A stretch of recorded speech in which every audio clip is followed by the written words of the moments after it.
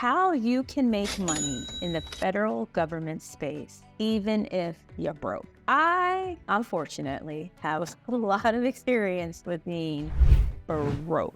There was a point in my life where I had to go and get money for my plasma in order to buy the ingredients that I needed at Aldi to make my meal for the week. And it was some concoction that I would throw together, like a protein, like a rice and some type of sauce and maybe a little bit of frozen vegetable. And it was absolutely disgusting.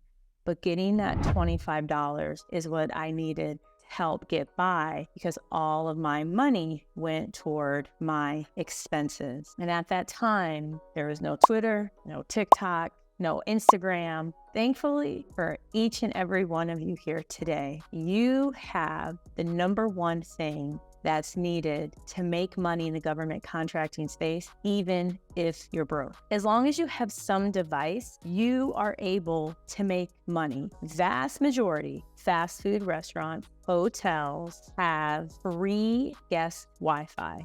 Starbucks, coffee places, they may also have it too. So you can use your mobile device, your tablet, your computer to implement what I am going to share with you, because the broke kizzy was years and years ago. This version that you see before you with this goodness gracious popping curls today. I mean, can we get it for the curls? I have been awarded well over $50 million in federal government contracts. I have a long way to go. I have big goals, but one thing I'm not broke financially. My spirit was never broke. Bank account, definitely negative. A long time ago.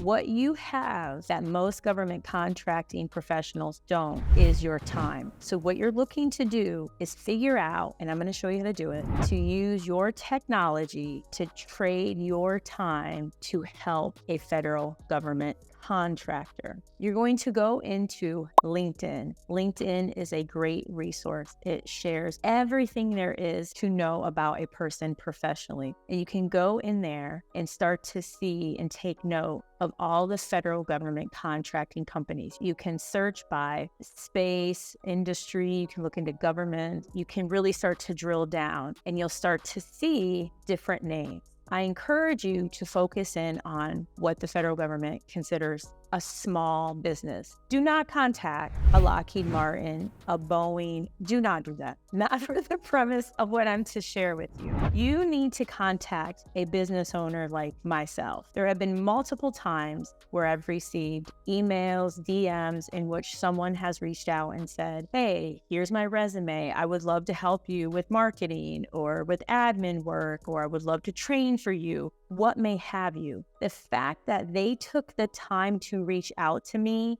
already is starting to put them ahead of everyone else, even if I don't have an opening. That's why you are to focus on small businesses. It's very important, because as a small business owner, especially first starting out, don't have time. And it can be intimidating to use an outsourcing company like Upwork or Fiverr. Many say, oh my gosh, their language barrier, I don't want to take the time. I'm really concerned. My friend had a problem with someone in the Philippines. I don't want that too. So if you happen to be in the United States, that's something that really could help you, because many small business owners lack time. They lack the patience, been there, done that, as well as they may be more interested in working with someone from the United States, given that they're a government contractor. So going back to LinkedIn, you're going to identify all of these different small businesses. In addition to doing that, there's also the SBA Dynamic Small Business Search, which I will make sure the link is below. You can go in there and you can search by state, you can search by size of business, okay? So you're to take all the information that you receive from LinkedIn and the SBA Small Business Dynamic Search. This is all free. It's completely free. So what you are then going to do is you're going to start emailing and calling people that you located and offer them a service, product, something that you can do to turn a dollar. You need to put in 95% of your time into turning all of this energy, this research element, the outreach element, and the making lives easier element. You are to turn all of that into sales ultimately. Before you reach out, you want to do a little bit of research, okay? When you're in a situation when you're broke, you need money, not perfectionism. Because the person on the other end, 99% of the time, they're gonna be like, no, or they're not gonna respond to you, period. So going through this is really gonna help you further build your confidence, your grit, as well as your perseverance. Because I promise you, knowing from personal experience, there's someone on that other end who's like, man, I really could use that help. I can't believe they reached out to me. And this is also something, an approach, which I'll go deeper into, that Gary Vee actually talked about. He talked about this in terms of artists, that if you were a musician, he said what you should do is create a piece and DM it to 100 different artists and producers every single day on different social platforms. If you're a graphic designer, you create a piece to capture the attention of the audience that you're seeking, a brand or someone who's well known, or maybe some kind of agency, and you create it specific for them and DM it to that person. Why? Because you have time, y'all. You have time. So the same applies here, okay? So kind of taking it back a notch. You have your list from LinkedIn, you have your list from the SBA, and be careful when it comes to the SBA. There's so many different companies there that you may pull up an error message where it'll say it has exceeded. So you're just gonna have to change some things up. Maybe you search 8A Georgia or 8A Idaho or 8A woman owned. And I promise you, you need to know what these things mean. What's important is you're broke, you need some money, okay? So let's focus. You're going to reach out to them. You're going to call and you're going to email them after you peruse their website and basically say to them, hi, my name is Kizzy Parks. And you know what? I'm broke. I don't like being in this situation. And I would love to be able to give you the one thing that I know you don't have. You know what that is? It's time. I want to be able to give you your time back. I am able to offer you, and now you fill in the blank. You don't begin with you, or always what you can offer. It's about them,